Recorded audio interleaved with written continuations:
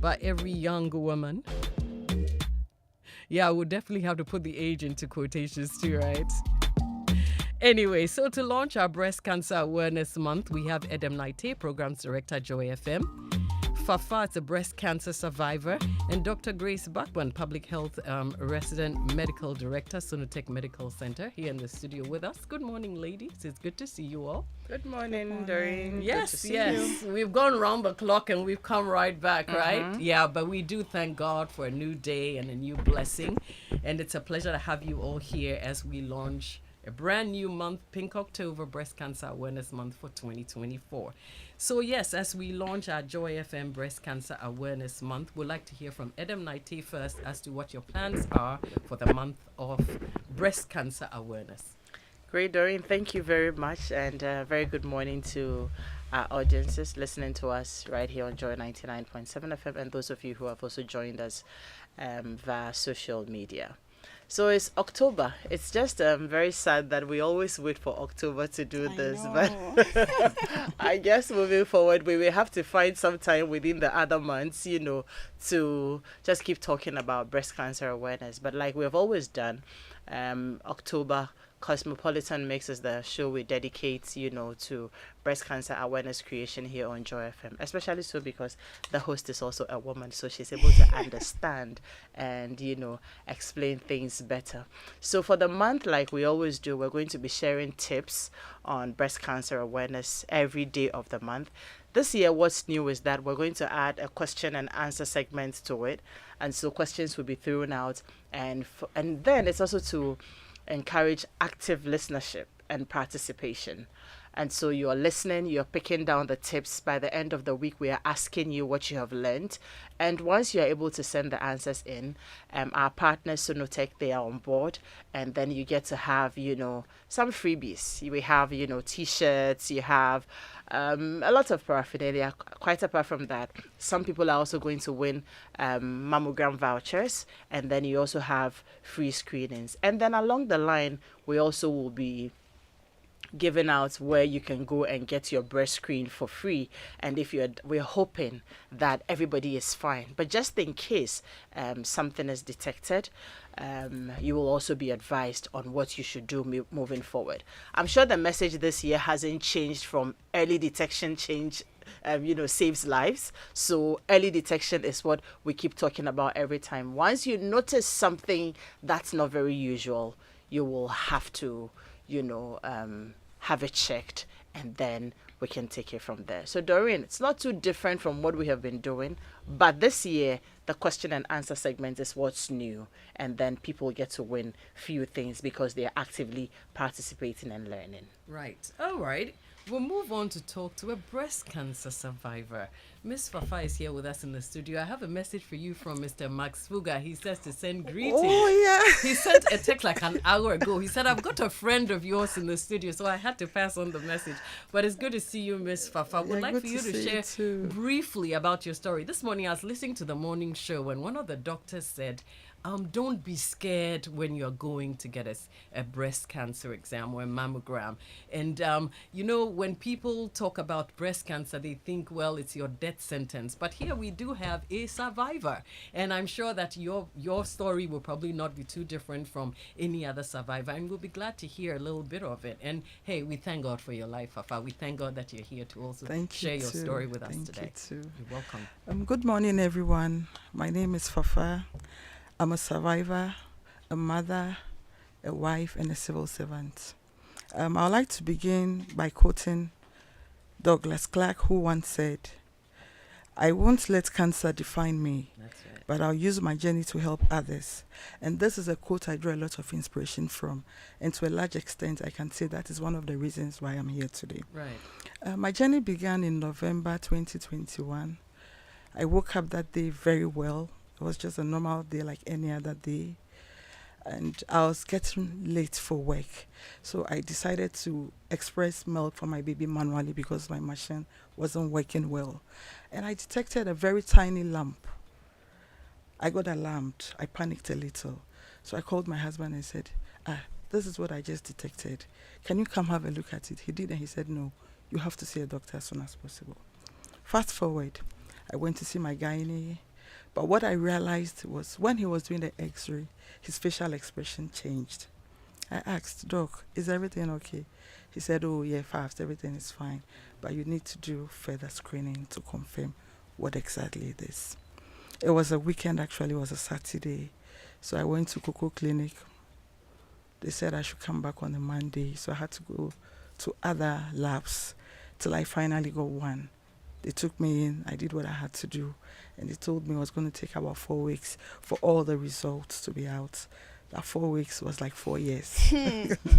You have no idea what I went through waiting for that 4 weeks. Right. Fast forward, the results came out, and I tested positive for invasive carcinoma stage 4. Wow. Yeah, invasive carcinoma stage 4. Only God knows how I got home that day. Like, I don't even know how I got home because I drove. But God being so good, I got home. All I could do was just cry because at that point, there was nothing I could think about. But thank God, my husband, who has been a very solid support system, just said, whatever it is, I know you would go through and everything will be fine. So I think after 2 weeks, we had to go and see an oncologist. We met, we discussed the treatment plan. He spoke about chemotherapy. He spoke about surgery. He spoke about radiotherapy. But I was so scared of the chemo. But I accepted everything he said. When we go home, my husband spoke to someone who said he knows about a herbalist who could treat me or who could attend to me. So we actually went to see him. Mm-hmm. And he gave me a lot of stuffs to take. Some of the stuffs I was like, how am I even going to drink this? Right. But at that stage, it was like I didn't have any option because I didn't want to do the chemo. I still went ahead to take everything. After a month, I realized there was no change. The lump was getting bigger and bigger. So I told my husband, look, it doesn't look like this thing is working. So I called the man. What he said was, some cancer cells are very stubborn. And from the look of things, he thinks mine is stubborn too. Wow. That is all he said.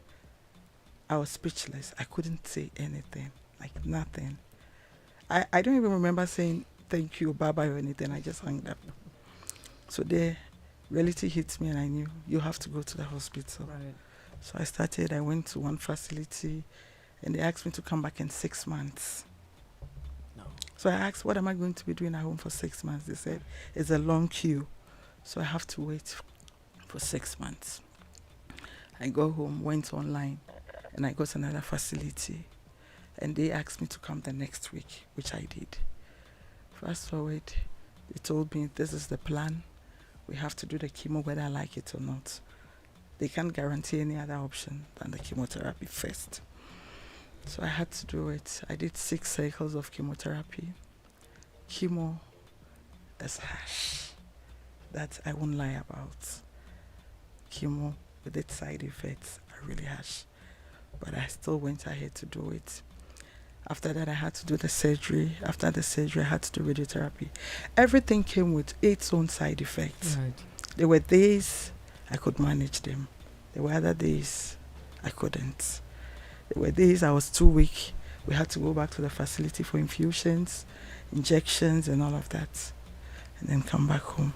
There were days I woke up very fine. All I wanted to do was just dance my heart out. And there were days all I wanted to do was just play music and cry my heart out. But in all of it, something kept me going. My kids. Because I always ask, if something happens to you now, what happens to those kids? 4 kids. I don't know who can take care of them. So at least they kept me going. They were my hope. So I decided to just keep going, hold on tight, and did everything. After that, the doctor said mine was more hormonal. So they had to take out my ovaries and my fallopian tubes.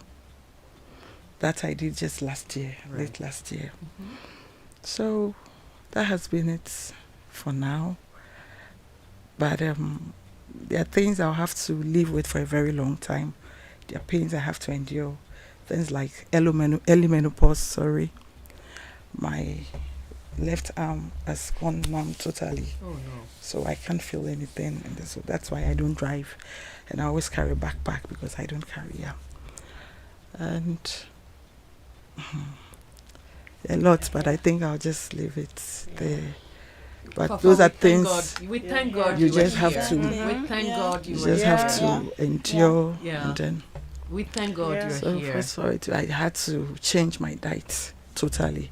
I'm now very intentional about what I eat and what I drink, Right. which I want to tell everybody.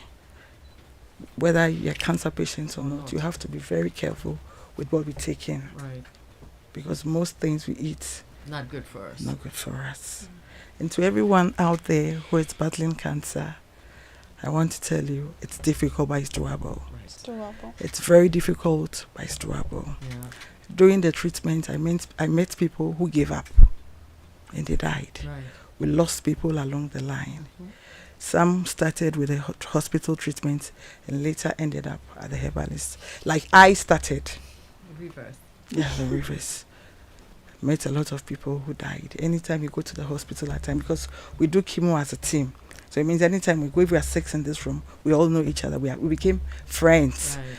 And then you're like, oh, where's this person? And you're like, oh, she couldn't make it. Before you hear, it's like, she lost the battle. To all those who lost the battle, may their souls continue to rest in peace. And to those alive, still battling and going through the treatments, I want you to know it's difficult, but it's doable. It is better than entrusting your life to the hands of herbalists, Right. who just end up telling you your cancer cells are stubborn. No, no. We thank God for your can-do spirit, because that's what's driving you, and we pray and hope that you continue to, do what you're doing, because God is on your side. Thank you very Yeah. much, We Doreen. thank you for sharing your story. This is absolutely touching and inspiring for all of us. And Thank we you. do also have with us today Dr. Bachman. Last year she was here with us to launch our Breast Cancer Awareness Month. And of course, she will want to tell us a little bit about how come Sonotech decided to partner with us again this year.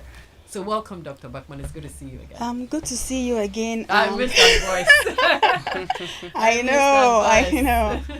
know. So listening to Fafa, I mean, October, I say that is always very, very emotional, Yeah. because I always feel there's still a lot more we can do, Mhm. especially for our survivors as well. I mean, from her story, you can tell this is a story of resilience. This is a story of somebody who didn't want to give up. How about the many people out there who are giving up? What do we do?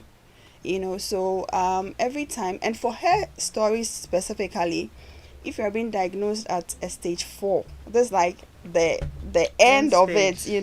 This where it's difficult to even manage. Right. And if this was 2021, right? Yeah, Yes. And we're still having herbalists in Accra Saying that the herbal concoctions and all can still, like, it tells me that there's still a lot we can do. Yeah. And that's why when we have these partnerships, we hold on to it very tightly, because it's always shown that health promotion, early detection, that's just the way to go. We need to continue talking, we need to continue creating the awareness, and let people know that if you have breast cancer, it's not a death sentence. Right. And people like, her coming to share the story makes it even more visible for people to realize that breast cancer should not be a death sentence. It's also a reminder for all of us to remind ourselves of the role that we have to play. I mean, our health system, we need to take a look at our health system, because if we are making noise here, people should get screened, and then they get screened. They come, you are telling them, oh, your results will be ready probably in 3 months, 6 months, go and come. You can imagine the anxiety, even as you're waiting for the results. Look at treatments. I mean, now we know treatments, by God's grace, is on the National Health Insurance, but even the out-of-pocket cost alone is too much. And that's one of the reasons why our outcomes, when it comes to breast cancer, it's very bad. Right. I mean, in 2022, the Global Cancer Report is saying that Ghana, we had about 5,000 cases. And out of this, about 2,300 died. That's almost about 50%. And why should this happen? Right. It's because people are not being diagnosed early. People are resorting to herbal treatment. People don't have money to, support. People are stressed. People are, there's so many things. Even the treatment centers, the whole country, How many treatment centers do we have? People have to travel miles before they get access to a mammogram. To like, these are things that we need to talk about. And so the whole year, even if we forget to remind ourselves of the role we all have to play, October is another time for us to, tell ourselves that we all have a role to play to make sure that our cases are detected early. And that's how come this partnership with Joy FM is very important for us. Right. Sonotech Medical Center, we have been big on the early detection, making sure we send the information out and making sure people are diagnosed early. So when it comes to diagnostics, like your mammograms and then your ultrasounds, we're usually giving them at a discount during the month of October. Right. And as Edem also rightly mentioned, this time we are not just doing our tips, we are pushing the message down. We don't want you to just listen. We want you to listen and take action. Right.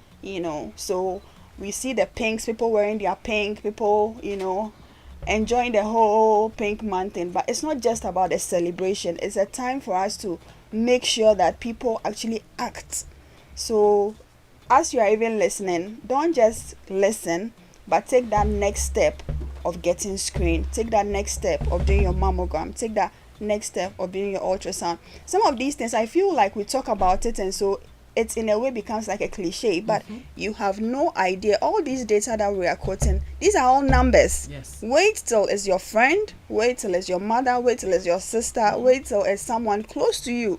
That's when you realize how serious all these things we talk about is. Right. So we cannot stop talking about it. And platforms like this, partnerships like this, only makes the message even go further. Right. What are some of the packages you have for our listeners? Just quickly go through them, just so that they will also know what's in store. Okay, so at our branches in the West Hills Mall, Oxford Street Mall, and at Tema Community 9, you can walk in anytime and you have your free breast screening done. Right. Aside that, when you come in, you have a 20% discount on your mammograms the whole month. Right. And then you have a 50% discount on the ultrasound. For those who listen in and are able to answer the Friday quiz that will be, the questions that will be given out, there are some free vouchers. Some people will have the free mammogram voucher or free ultrasound voucher. Right. Aside that, every week there are our locations that we go to do screening. So we Right. share the locations, and anyone can pop in and Right. get screened. Okay, so from Sonotech on Wednesday the 2nd, you are going to be at Ghana Prisons Service, right? Yeah. And then on, you're also going to be at Max Investments in Tema. Yeah. On Thursday the 3rd, SNIT Wager Branch. Friday the 4th, SOS Herman Minor International College. And the 4th of October, which is also Friday, Dolly Memorial in Laboni. Yeah. Right? Yeah. Okay, so we've got all these. And of course, like Dr. Bachman truly said, we will run those different locations by you, and then you can also go out there and get a breast exam. So before we go, what would you like to share with us before we go? Let's start with Ms. Fafa. Anything you'd like to share with our listeners before we go? Yes, I would like to make a special appeal to the government, because we need a lot of machines, especially at the cancer center. When you go to Kwalibu, when the radiotherapy machine breaks down, that's it. And ideally what the doctors tell you is, once you start radiotherapy, you don't have to break. It has to be consistent. You go today, tomorrow, and then maybe after 2 weeks the machine is broken. That's it. And to other corporate social organizations, please, we need your help now than ever. And then to everyone who can help, once in a while, just drive to Kwalibu, drive to Ridge, drive to 37. Just go to the oncologist unit and then extend lending help to someone. People need help. It's that bad. Fantastic. People really need help. I like that. People need help. Yeah. And I'd like to say a very big thank you to my support system. My family, they've always been there. My husband, my sister, my cousins, and some very good friends. I want to mention names now, but I appreciate everything they have done. I don't take any for granted. Thank you very much. You're welcome, and God bless you, and may He keep you going. That's Amen. my prayer. And for Dr. Grace Bachman, we'll be hearing your voice throughout the month of October. But what, of course, do you want to share before we go today? I want to say we should all take part in the Pink Month celebrations. Do whatever you can. If it's wearing your pink or putting on the pink ribbon just to create awareness, if it's using your social media platforms to share the message, if it's, of course, supporting in cash or kind, especially our survivors throughout this month, because as she said, they need a lot of support, and throughout the year, October is when we've dedicated to support them. So if you can in any way, this is the best time to do that. Right, and then let me come to Edem to also share her final words and launch our Breast Cancer Awareness Month. Final words will be that stay here with us on Joy 99.7 FM, Cosmopolitan Mix. All the tips, every information you need, you will hear it here. But before we launch, I also would like to use this opportunity. Maybe during just about 10 seconds silence. Last year, one of the survivors, we lost her along the line, so if we can just, you remember her? Yeah. Yes, will continue to rest in peace. So our Breast Cancer Awareness Month for 2024, Pink October, is duly launched here on Joy FM Cosmopolitan Mix. Doreen. Thank you very much. Thank you, Dr. Bachman. Thank you, Ms. Fafa. We look forward to chatting with you some more later on during the month. Best wishes to your family and your support system for all the support they give you. Thank you, Edem, for coming out to also launch our Breast Cancer Awareness Month. Thank you. Thank you. We hope to be in touch. And, of course, we'll definitely spread the word as the month grows on.